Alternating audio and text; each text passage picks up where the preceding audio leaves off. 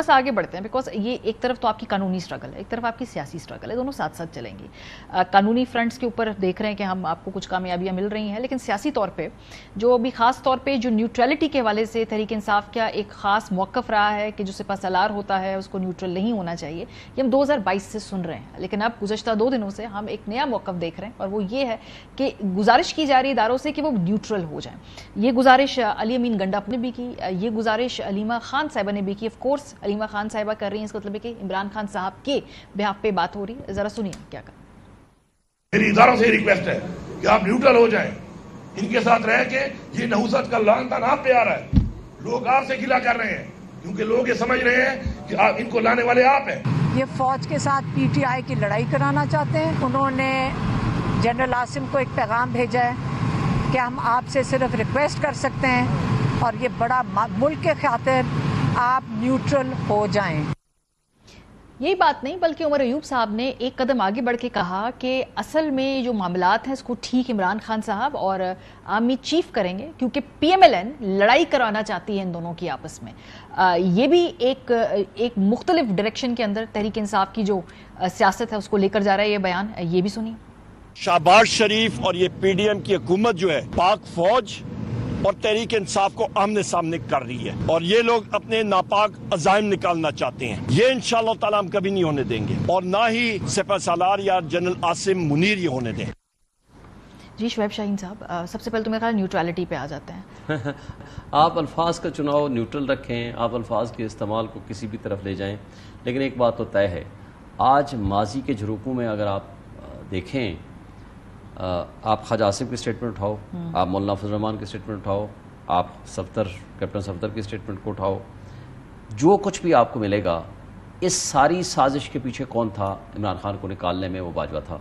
और ये बात इमरान खान खुल के कहते रहे हैं कि मेरी हुकूमत को गिराने में बाजवा का मरकजी किरदार है। उस वक्त आप उनको कह रहे थे कि न्यूट्रल मत हो, ये बात नहीं कह रहे थे, कह रहे थे न्यूट्रल मत हो, न्यूट्रल एक बदी और नेकी के दरमियान न्यूट्रलिटी नहीं होती, न्यूट्रल जानवर होता है। एक जनरल देखें, अगर आप क्लियर अबाउट दैट, मैं इसलिए ना स्टेप बाय स्टेप जा रही हूँ। बाजवा साहब से आप लोगों ने कहा कि न्यूट्रल मत हो, ये सही फैक्चुअली करेक्ट बात कहा गया था। देखें, एक जनरल टर्म में उन्होंने इस्तेमाल की एस्टैब्लिशमेंट के लिए नहीं, उन्होंने एक तकरीर करते हुए कहा कि एक इंसान के दरमियान अच्छाई और बुराई के दोनों जज्बे होते हैं। अगर एक इंसान बुराई को होता हुआ देख रहा हो और उसके ऊपर कायम रहते हुए या उसको दुरुस्त ना करे तो वो गलत होता है। मसलन आज मैं बताता हूँ, आज मैं ये कह रहा हूँ कि मैं उस वक्त सदर था इस्लामाबाद हाई कोर्ट बार का, I was not a part of the PTI। मेरे पास 2 ऑप्शन थे, या तो मैं चुप करके बैठा रहता कि जो कुछ हो रहा है, जुल्म हो रहा है, लोगों के ऊपर तशद्दुद हो रहा है, लोगों को उठाया जा रहा है, लोगों के साथ जो कुछ हो रहा है वो सारा कुछ दुरुस्त है, मैं कहूँ मेरा क्या काम है।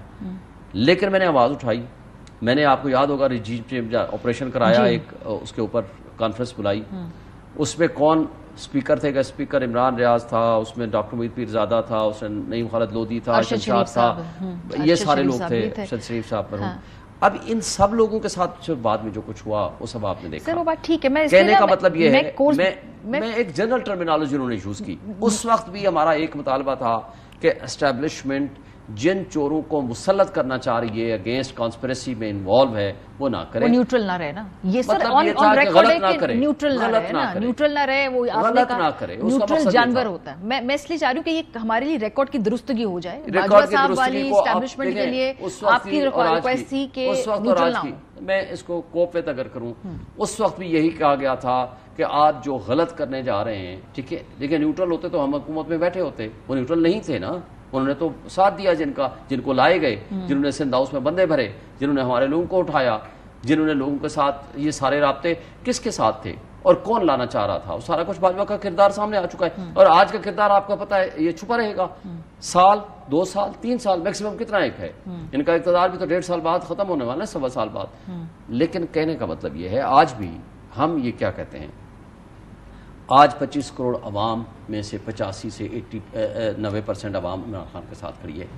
आज फौज और इमरान खान के दरमियान या अवाम और फौज के दरमियान जो नफरतें फैल रही हैं, उसका नुकसान किसको है?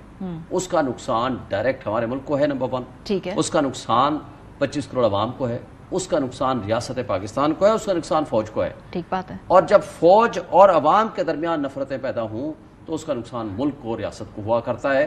یہ کسی لحاظ سے سوٹیبل نہیں ہے. نون لیگ کہاں سے آ گئی بیچ میں؟ کیونکہ وہ تم پاس اتھارٹی نہیں ہے، نہ آپ ان سے بات کرنا چاہتے ہیں، نہ آپ ان کے ساتھ بیٹھنا چاہتے ہیں. نون لیگ بینیفیشری ضرور ہے، آئی ایگری آن دیٹ، لیکن وہ کیا انہوں نے یہ سارا کچھ کیا؟ ڈیجیٹل دہشت گرد آپ کو نون لیگ نے تو نہیں کہا. دیکھیں، پہلی بات تو یہ ہے کہ جو کچھ آج نون لیگ کر رہی ہے، جس انداز سے آگے بڑھ رہی ہے، آپ اس کا کنڈکٹ دیکھ لو.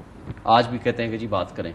مجھے صرف یہ بتائیں کہ جب انہوں نے کہا ہم اے پی سی کرنے جا رہے ہیں، ہم نے سب سے پہلے کہا جی ہم آئیں گے، ٹھیک ہے ہم آئیں گے.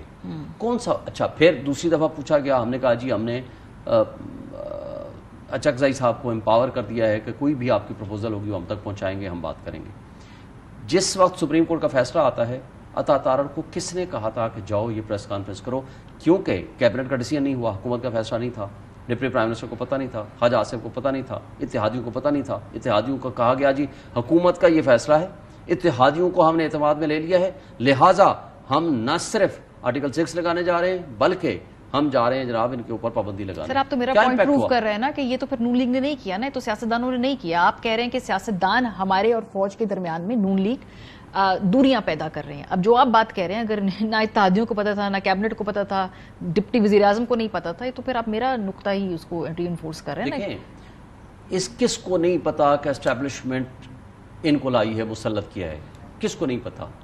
یہ ان کے مسلط کردہ لوگ ہیں. آج اگر پی ٹی آئی کلیم کر رہی ہے کہ آپ ان کٹ پتلیوں کے ذریعے ہمارے اوپر جو ظلم، تشدد اور بربریت ہو رہی ہے اس کے پیچھے آپ کھڑے ہوئے ہیں، اس لیے ہم کہہ رہے ہیں کہ آپ ان کی اس طرح کی طرفداری نہ کریں، اور جو کچھ آپ کر رہے ہیں یہ آپ کے اوپر بھی سوالیہ نشان ہے.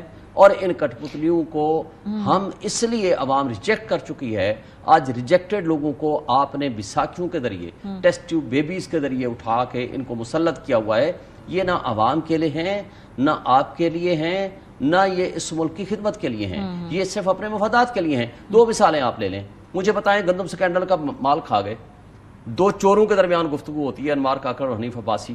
ایک کہتا ہے تم گندم سکینڈل میں پیسے کھا گئے، دوسرا کہتا ہے کہ جناب آپ فارم 47 کی پیداوار ہو، میں نے منہ کھولا تو منہ دکھانے قابل نہیں رہے. سر آپ گول پوسٹ چینج کر رہے ہیں، آپ لوگ گول پوسٹ چینج کر رہے ہیں، بیکاز ایک ہفتے پہلے آپ کچھ اور بات کر رہے تھے. پہلے آپ جنگل کے بادشاہ کی بات کریں، آپ کی بہت ساری ٹویٹس ہیں، آپ کے بہت سارے میں نے دیکھا ہے کہ باہر کھڑے ہو کے آپ پریس کانفرنسز کرتے تھے، پھر آپ سوشل میڈیا سے ہم نے دیکھا کہ وہاں سے کچھ ٹویٹس ہوئی ہیں. اب سڈنلی یہ جو ڈیفلیکشن ہے، جہاں پہ آپ کے نزدیک آپ کی سٹوری کا basic villain P M L N ہے، آپ کیا چاہتے ہیں کہ ہم کوئی پازیٹیوٹی کی طرف نہ جائیں؟ نہیں ویری گڈ. بس میں چاہ رہی ہوں کہ ایٹ لیسٹ فیکچولی آپ کورس کریکشن کر دیجئے کہ کیا اس وقت کی اسٹیبلشمنٹ کا نیوٹرل ہونا ٹھیک ہوتا ہے یا آپ کے حق میں نیوٹرل ہونا ٹھیک ہوتا ہے؟ اس وقت بھی اس کا نیوٹرل نہ ہونا غلط تھا، آج بھی نیوٹرل نہ ہونا غلط ہے.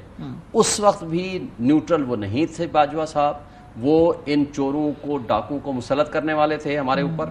پاکستان کے اوپر ظلم کیا انہوں نے.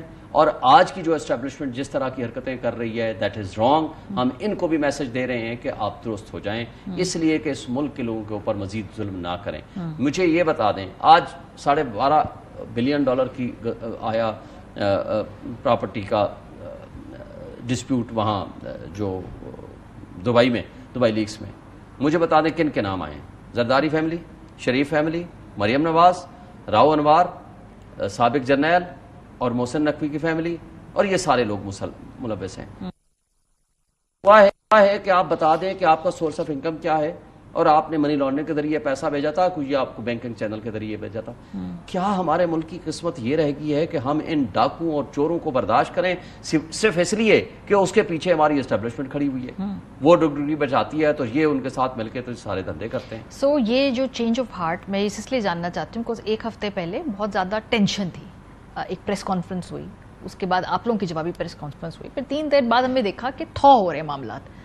یہ کیسے ہوا ہے؟ کیا کوئی رابطے ہوئے ہیں ابھی تک کچھ بھی نہیں، یا کوئی کانفیڈنس بلڈنگ میئر آپ کی طرف سے ہے، اس وقت یا یہ پولیٹیکل موو ہے؟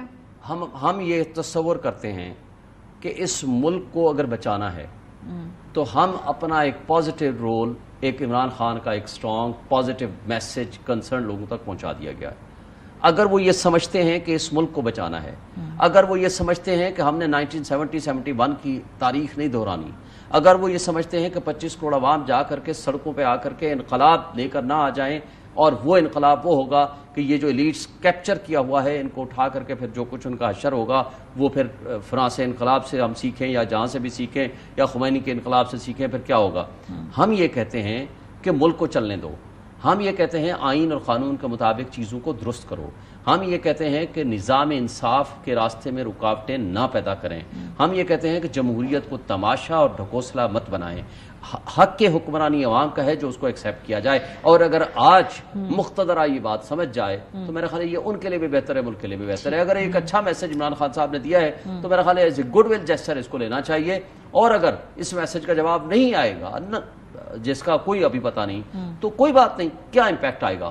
جو کچھ تباہی اس ملک کے ساتھ آپ کر چکے ہیں اس سے زیادہ یہ ملک متحمل نہیں ہو سکتا. ملک تو میرا آپ کا ہے نا, 25 کروڑ عوام کا ہے. ہم اپنی آنکھوں کے سامنے اس کو جلتا ہوا دیکھیں اور اس کے بعد ہم اپنا رول ادا نہ کریں, دیٹ از رانگ.